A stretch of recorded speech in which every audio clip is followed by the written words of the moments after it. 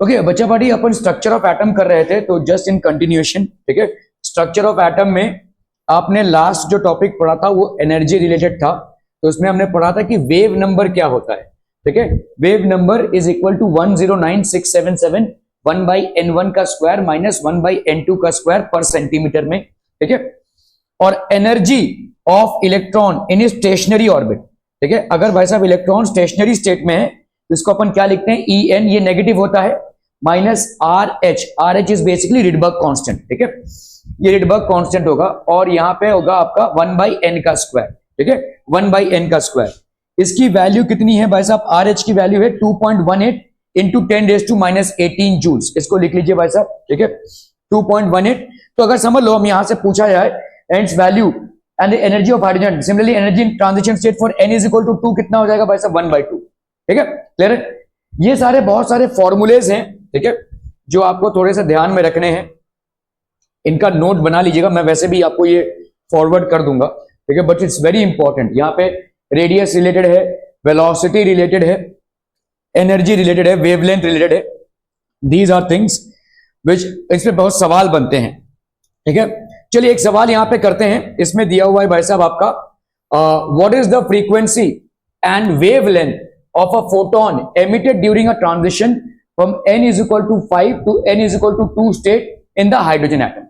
n is equal to 5 से लेकर n is equal to 2, तो कैलकुलेट कीजिए इसका भाई साहब कितना हो जाएगा। तो अभी अभी आपने देखा भाई साहब एनर्जी कितनी होती है, देखो -2.18 इंटू 10⁻⁻18 जूल्स 1/n का स्क्वायर, ठीक है।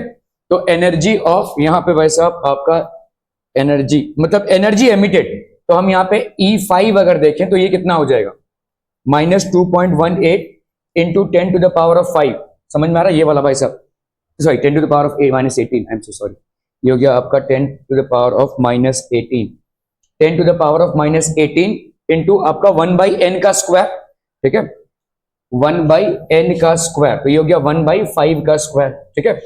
और E2 की वैल्यू कितनी हो जाएगी, frequency and wavelength of a photon emitted during a transition from, so ये N5 से N2 में आ रहा है, ठीक है। तो E2 की वैल्यू कितनी हो जाएगी बोलो, 2.18 इंटू 10⁻⁻18 1/2 का स्क्वायर, ठीक है।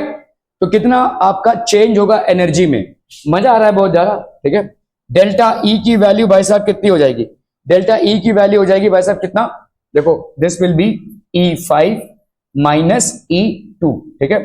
तो इतना तो तुम कॉमन निकाल सकते हो दोनों में, ठीक है, this much can be taken as common, तो 2.18 इंटू 10⁻⁻18 1/5 का स्क्वायर माइनस 1/2 का स्क्वायर, ठीक है। ये जूल्स में रहेगा, ठीक है, ये जूल्स में है, तो ये हो गया -2.18 इंटू 10⁻⁻18, इसको ऐसे ही याद रखो, 2.18, 18 इधर 18 इधर, -18 ऐसे याद रखना, ठीक है, ओके। यहाँ पे कितना हो जाएगा 1/25 माइनस 1/4, ठीक है। सो ये हो गया आपका -2.18 इंटू 10⁻⁻18, ये हो गया भाई साहब आपका कितना 25 4 हो गया 100, ठीक है। यहाँ पे 25 इंटू 4, तो 4 माइनस 25 माइनस 2.18 इंटू 10⁻⁻18, तो ये हो गया आपका -21/100, ठीक है। तो ये 21 इंटू 218, ये कितना हो जाएगा 218, और ये हो गया 21, 8 1 जा 8 1 और ये 2, 8 2 जा 16, 2 1 जा 2 1 3, 2 2 जा 4, 8 6 + 1 7, 2 + 3 5, 4 3 5 8, तो ये हो गया आपका 1 2, ये हो गया आपका 45.78 इंटू 10⁻⁻8, और यहाँ पे कितना है 2 है, तो ये हो गया आपका 10⁻⁻10 जूल्स। क्लियर है भाई साहब, 45.78 into 10⁻⁻10 joules. Are we absolutely clear up on this one, people?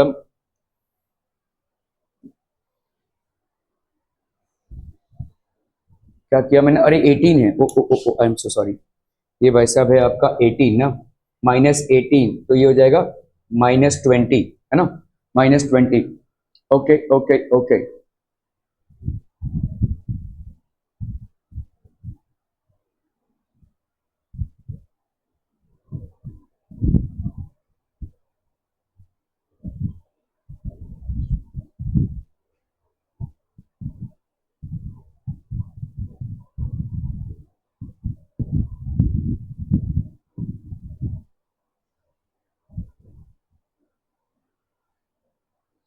तो यहाँ पे इसको अगर हम शिफ्ट करेंगे तो ये हो जाएगा 4.578 इंटू 10⁻⁻19 जूल्स।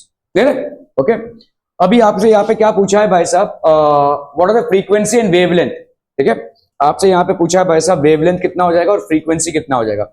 आपको मालूम है भाई साहब एनर्जी क्या होता है, energy is equal to Planck's constant into frequency. तो फ्रीक्वेंसी क्या हो जाएगी भाई साहब, डेल्टा ई बाई एच।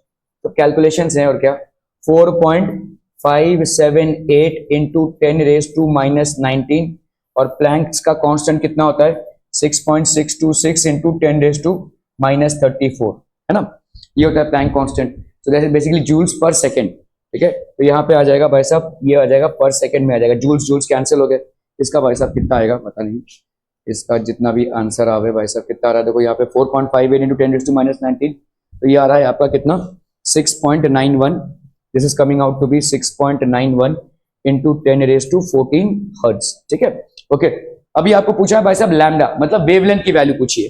तो वेवलेंथ हमको मालूम है, देखो सी क्या होता है भाई साहब, लैम्डा इंटू फ्रीक्वेंसी।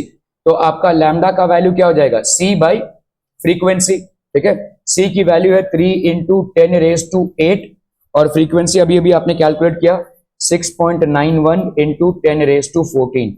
लंबे चौड़े कैलकुलेशन है भाई साहब, अगर इसको अपन करते हैं तो आपका आ रहा है यहाँ पे 434 इंटू 10⁻⁻9, जिसको अपन क्या लिख सकते हैं 434 नैनोमीटर, ऐसा लिख सकते हैं। ठीक है, क्लियर क्लियर क्लियर, काफी सारे कैलकुलेशंस हैं। चलिए भाई साहब इसको तो करना ही पड़ेगा ना भाई साहब, कैसे नहीं करेंगे आप, बोलिए ना बोलिए।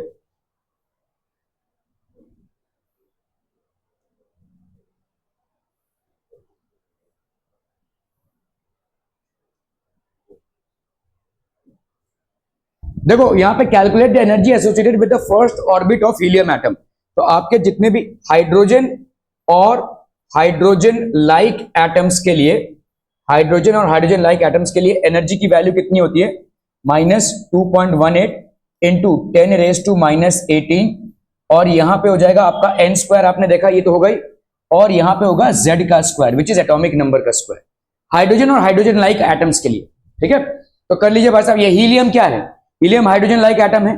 हीलियम का एटॉमिक नंबर क्या है भाई साहब, एटॉमिक नंबर इज 2। ठीक है, तो आप यहां पे -2.18 इंटू 10⁻⁻18 इंटू 2 का square upon calculate energy first orbit. First orbit मतलब n की वैल्यू कितनी है 1, तो 1 का स्क्वायर कर लो भाई साहब, तो इजी हो जाएगा 2.18 इंटू 10⁻⁻18 इंटू 4 जूल्स। ठीक है, 8 4 32, 4 1 4 5 6 7, 4 2 8 -8.72 इंटू 10⁻⁻18 जूल्स। ठीक है, तो ये हो जाएगा भाई साहब आपका -8.72 इंटू 10⁻⁻18 जूल्स, ये हो गया आपका। ठीक है, okay.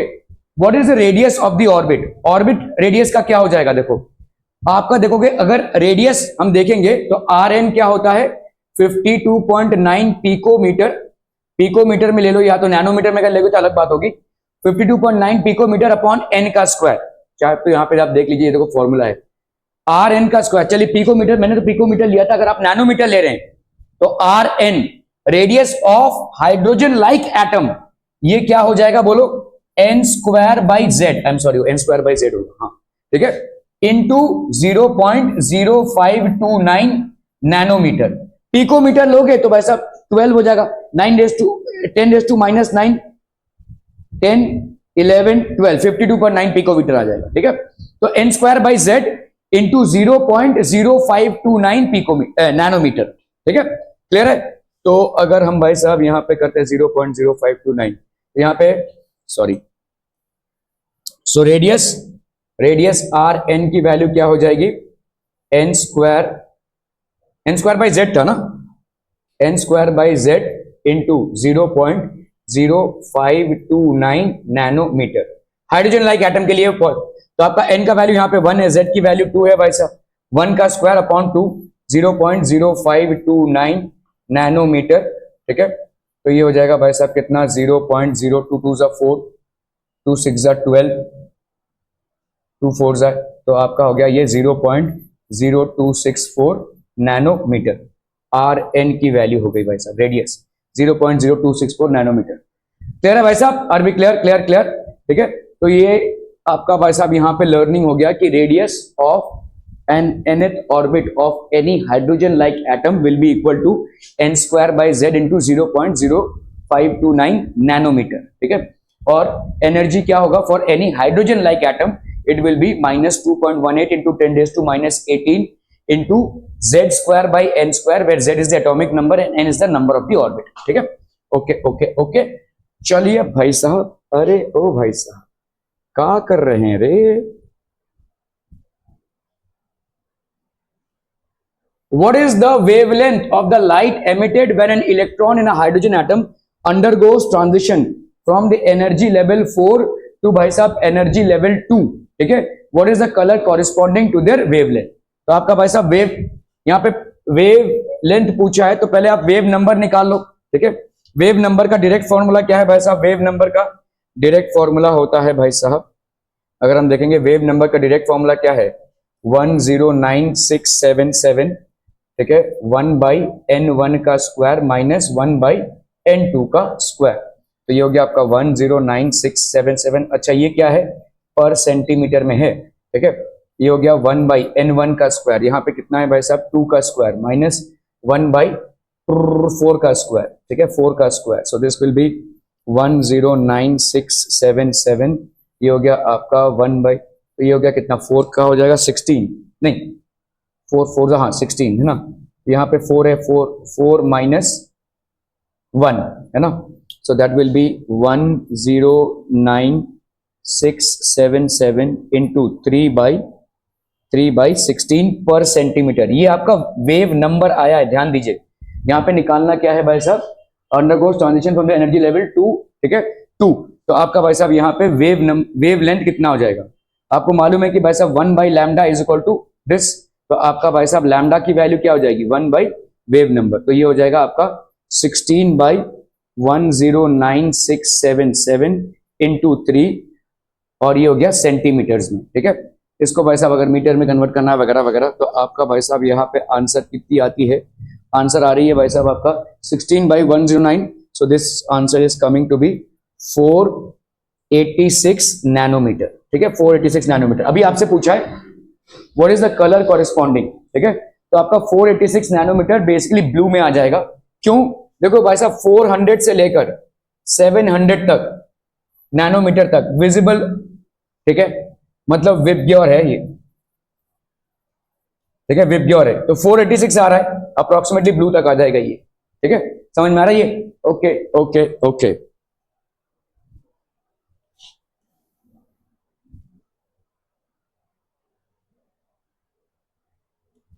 Calculate the wavelength of the first line in the Balmer series of hydrogen spectrum.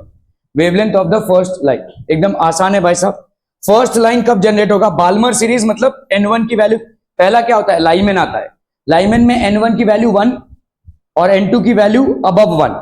Balmer में N1 की वैल्यू 2 और N2 की वैल्यू अबव 2, तो बाल्मर में N1 की वैल्यू कम से कम क्या हो जाएगी? 2। और फर्स्ट लाइन कब जनरेट होगा? जब N2 की वैल्यू 3 हो भाई साहब, N2 की वैल्यू 3 हो, ये फर्स्ट लाइन जनरेट हो जाएगा। आपको यहाँ पे वेवलेंथ पूछा है, ठीक है, तो आप वेव नंबर पहले निकाल लीजिए। Wave number will be 109,677 1/n1 का स्क्वायर माइनस 1/n2 का square, so that will B 109,677 1/n1 का स्क्वायर 1/2 का स्क्वायर माइनस 1/3 का स्क्वायर, तो ये हो गया आपका 109,677। ये हो गया 1/4 minus 1/9, so that will B 109,677 9 4 जा 36 4 9 जा हो गया 9 माइनस 4, तो ये हो गया आपका 109,677 इंटू 5/36 5/36, ठीक है, ये हो गया आपका वेव नंबर, ठीक है। तो वेव लेंथ कितना हो जाएगा? Lambda is equal to 1 by wave number, तो that will be equal to how much? 36/109,677 into 5। ये भाई साहब किस में है? पर सेंटीमीटर में, तो ये आ गया आपका सेंटीमीटर में, ठीक है। कितना वैल्यू आ रहा है भाई साहब इसका? जिसका वैल्यू आ रहा है 6.565 इंटू 10⁻⁻5 सेंटीमीटर, ठीक है, जिसको अपन अगर मीटर में कन्वर्ट करें तो क्या हो जाएगा? 6.565 इंटू 10 रेज टू भाई साहब कितना हो जाएगा? 5 और -7 मीटर आ गया। तो नैनोमीटर में अगर कन्वर्ट करना है तो 2 पॉइंट पीछे ढकेल दो भाई साहब इसको, टुडुंग टुडुंग, तो ये हो गया आपका 656.5 इंटू 10⁻⁹ मीटर। तो इसको अपन लिख सकते हैं 656.5 नैनोमीटर। ठीक है, क्लियर है भाई साहब। बाल्मर सीरीज विजिबल रीजन आता है, देखो याद करो, बाल्मर सीरीज जो है विजिबल रीजन में आएगा। तो बाल्मर सीरीज में जितने भी ट्रांजिशंस होंगे वो सब के सब बिटवीन किसके किसके बीच में लाई करेंगे, 400 से 700 के बीच में लाई करेंगे भाई साहब। ठीक है, सारे आंसर्स आपके इसमें आएंगे बिटवीन दिस। ठीक है, ये लाई कर रहा है भाई साहब। ठीक है, क्लियर है, 400 से 7 नैनोमीटर में। ओके ओके ओके,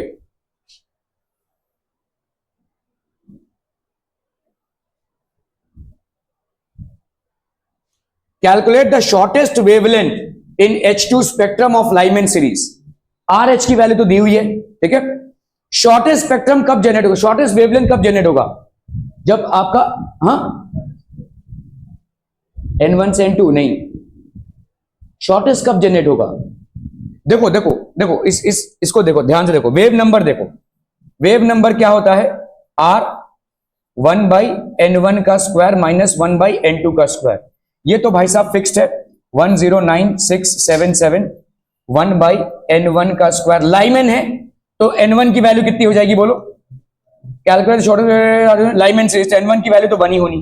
ठीक है, अभी मुद्दा यह है कि N2 की वैल्यू क्या हो, मुझे बताओ यहां पे इसका वैल्यू कब ज्यादा आएगा। देखो आपका जो वेवलेंथ है वो क्या है, 1/वेव नंबर। आपको यहां पे क्या पूछा है, शॉर्टेस्ट वेवलेंथ। शॉर्टेस्ट वेवलेंथ कब होगा, मिनिमम ये कब होगा, जब ये मैक्सिमम हो गई। और ये मैक्सिमम कब होगा, ये तो कांस्टेंट है, ये भी भाई साहब ऑलमोस्ट कांस्टेंट हो गया। यहां पे इसकी वैल्यू क्या होनी चाहिए, मिनिमम, मतलब 0 होनी चाहिए। समझ में आ रहा है, ये तो कांस्टेंट हो गया, इसका वैल्यू कितना आ जाएगा, 1/1, तो 1 हो गया। 1 से आप 0 को माइनस करेंगे, अगर 1 से आप और किसी चीज को माइनस करेंगे तो आपका कम वैल्यू आ जाएगा। ठीक है,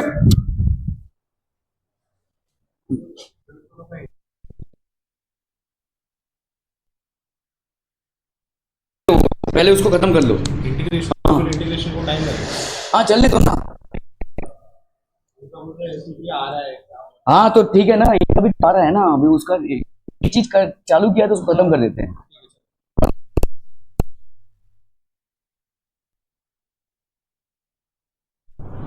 तो 10967 1/N1 का स्क्वायर माइनस 1/N2 का स्क्वायर हो गया।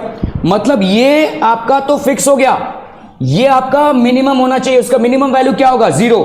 और 0 कब होगा, जब यहां पे क्या आ जाए, इनफाइनाइट आ जाए। मतलब नीचे N2 की वैल्यू क्या आ जाए, N2 की वैल्यू आ जाए इनफाइनाइट, 1/∞ 0 हो जाएगा। ठीक है, तो ये हो गया 10967। क्या ये समझ में आ रहा है बच्चा बारी, ये हो गया 1 का स्क्वायर, सॉरी 1 माइनस ये हो गया 0। ठीक है, तो ये हो गया वेव नंबर।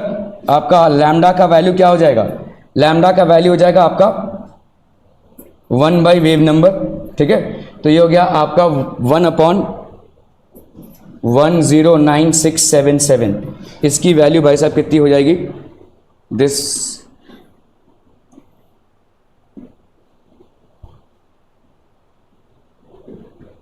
इसका वैल्यू आ रहा है भाई साहब 911.7 इंटू 10⁻⁻8 सेंटीमीटर। ठीक है, तो ये हो गया आपका 911.7 इंटू 10⁻⁻10, ये हो गया आपका मीटर। मतलब हो गया आपका 911.7 एंगस्ट्रॉम भी लिख सकते हैं हम यहाँ पे। ठीक है, एंगस्ट्रॉम हो गया ये, क्लियर है। Okay okay okay, thank you so much for your valuable time बच्चा बाड़ी।